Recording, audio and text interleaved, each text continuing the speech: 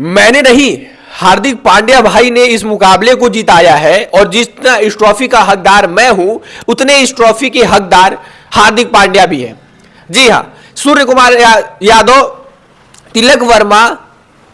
अभिषेक शर्मा, ईशान किशन, इतने strong batting lineup होने के बाद जब हमारी टीम इंडिया कोलैप्स कर रही थी और ऐसा लग रहा था कि हम लोग बहुत ही मुश्किल से 140-150 बना पाएंगे और वहां तक सिमट जाएंगे, लेकिन वहां से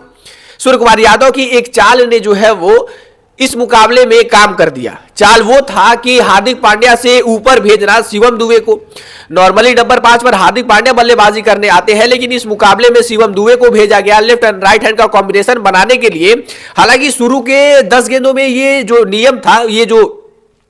चेंज थी, वो काफी भारी साबित हो रही थी। 10 गेंदों में शिवम दुबे केवल 5 रनों पर खेल रहे थे और सब लोगों ने जो है वो सूर्य कुमार यादव के इस फैसले को गलत बताया। लेकिन अचानक से सब बदलते हुए नजर आए जब 11वें गेंद से जो है वो शिवम दुबे का बल्ला चला और अगली 15 गेंदों पर शिवम दुबे ने 45 रन बनाकर टीम इंडिया को जो है वो अपने लिए 50 पूरी की और T20 विश्व कप में उन्होंने पहली जो है वो 50 पूरी की। साथ ही साथ सब सूर्य कुमार यादव आउट हो जाते हैं तो हार्दिक पांड्या आते हैं। यानी दो भाई दोनों तबाही वाला सिचुएशन था। दोनों ऑलराउंडर खिलाड़ी थे, दोनों सेम कैटेगरी यानी तेज गेंदबाजी बल्लेबाजी के लिए जाने जाते हैं। जिस तरीके से एक तरफ शिवम दुबे हार्ड हिटिंग दिखा रहे थे, वहीं पर दूसरी तरफ हार्दिक पांड्या जो है वो उनका बखूबी साथ निभाते हैं।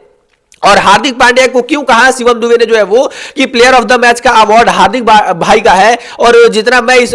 ट्रॉफी का हकदार उतना हार्दिक पांड्या है, क्योंकि जहां पर एक तरफ जो है वो अक्सर आप लोगों ने सुना होगा कि क्रीज पे अगर दो बल्लेबाज है तो दोनों में सहमति होनी चाहिए कि कौन जो है वो लंबे लंबे छक्के चौके लगाएगा और कौन ऐसा है जो एक तरफ से विकेट गिरने नहीं देगा और जो है वो पकड़ के रखेगा दूसरी छोर को। और ऐसे तौर पर जब टीम इंडिया ने ऑलरेडी 4 विकेट खो दी थी, 69 पर 3 विकेट हमारा गिर चुका था और हमारे लिए शिवम दुबे जो है वो रन कर रहे थे। और जब हार्दिक पांड्या आते हैं तो वहां पर भी टीम इंडिया की सिचुएशन कुछ अच्छी थी नहीं, लेकिन हार्दिक पांड्या ने जो है वो शिवम दुबे का जब एक बार बल्ले का फ्लो देखा, जब एक बार देखा कि शिवम दुबे का बल्ला चल रहा है, तो उन्होंने अपने आप को रोका और अपने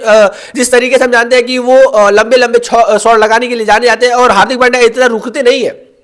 पाकिस्तान के खिलाफ तो पहली गेंद पर ही जो है वो बल्ला चलाकर वो आउट होकर चले गए थे। कहीं ना कहीं उस चीजों से उन्हें सीख मिली और उनको पता चला कि जब हमारे दूसरे एंड पर कोई ऐसा बल्लेबाज है जो स्कोर कर रहा है तो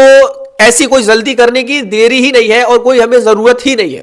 और यहां पर जो है वो 21 गेंदों पर जो है वो 31 रनों की पारी खेली हार्दिक पांड्या ने। हार्दिक पांड्या की ये पारी काफी स्लो आपको लग रही होगी, लेकिन स्लो से ज्यादा ये इंपॉर्टेंट पारी थी, क्योंकि एक तरफ से शिवम दुबे तो स्कोर कर ही रहे थे, तो हमारे पास कोई दूसरा बल्लेबाज ऐसा चाहिए था जो उनका साथ दे, जो उनके साथ खड़ा रहे, जो कहीं ना कहीं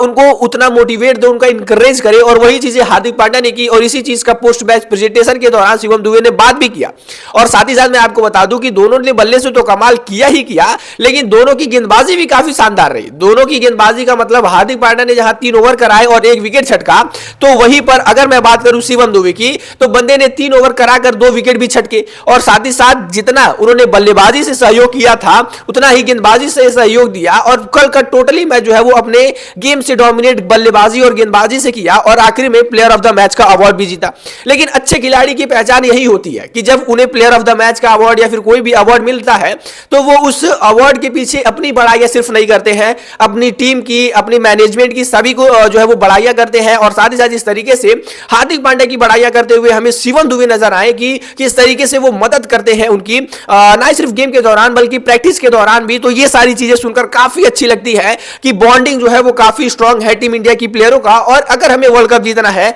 तो इसी तरीके से हमारी खिलाड़ियों में जो है वो बॉन्डिंग होनी भी चाहिए।